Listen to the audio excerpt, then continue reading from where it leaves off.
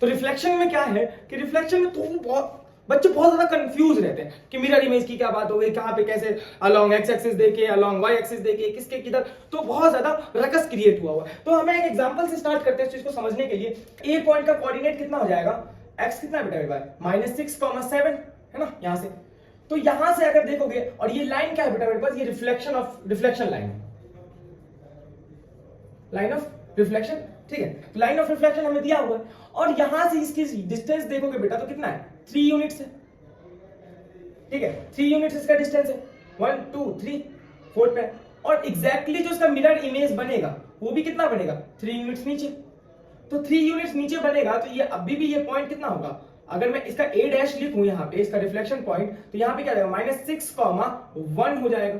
अब ये चीज कैसे आया, ठीक है, कि मिरर इमेज अभी तो अलोंग यहाँ पे इसके बात कर ली, लेकिन अब अलोंग एक्स एक्सिस बात करेंगे, अलोंग वाई एक्सिस बात करेंगे, तो इस चीज को समझना। तो इसके लिए मैं टेबल बनाता हूं, उसमें आप देख लोगे सारी चीजें किस तरीके से हों। टेबल देखना है इस टेबल को। तो इसमें अगर अलोंग एक्स एक्सिस की बात करेगी तो तुम्हें सिंपली कुछ नहीं करना, वाई का साइन नेगेटिव कर देना।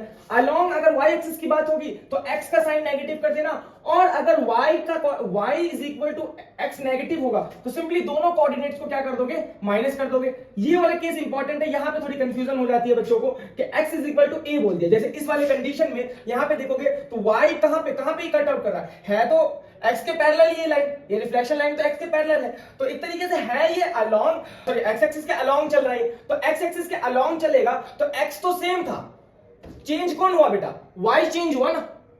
तो इसी तरीके से यहां पे भी दूसरा कंडीशन क्या है कि x इक्वल टू अगर b हुआ कि अब एक लाइन अगर मान लो कि यहां से एक लाइन इस तरीके से जाए, अब इसको मान लिया जाए कि रिफ्लेक्शन पॉइंट है, तो उस केस में क्या होगा, फटाफट एक एक करके एग्जांपल लेकर, पहला दूसरा तीसरा चौथा और पांचवें का।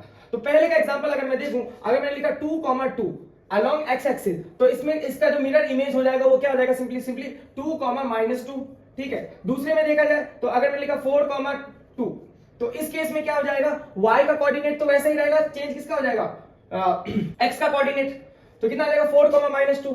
अगर अलोंग इसकी बात की जाए इस केस में, तो इस केस में क्या हो जाएगा, अगर मैंने लिखा यहाँ पे 3,4, तो इस केस में क्या हो जाएगा कि दोनों साइन क्या हो जाएंगी, नेगेटिव हो जाएगा सिंपली। और ये वाला केस मैंने आपको यहाँ पे समझा दिया है, ठीक है। तो इस केस में याद रखना कि आप इसको मल्टीप्लाई, अब सेम एग्जैक्टली इसी केस को मैं इस क्वेश्चन इस तरीके से सॉल्व करता हूं कि अगर यहां पर y is equal to b हुआ तो उस केस में हम 2b - y, ये है।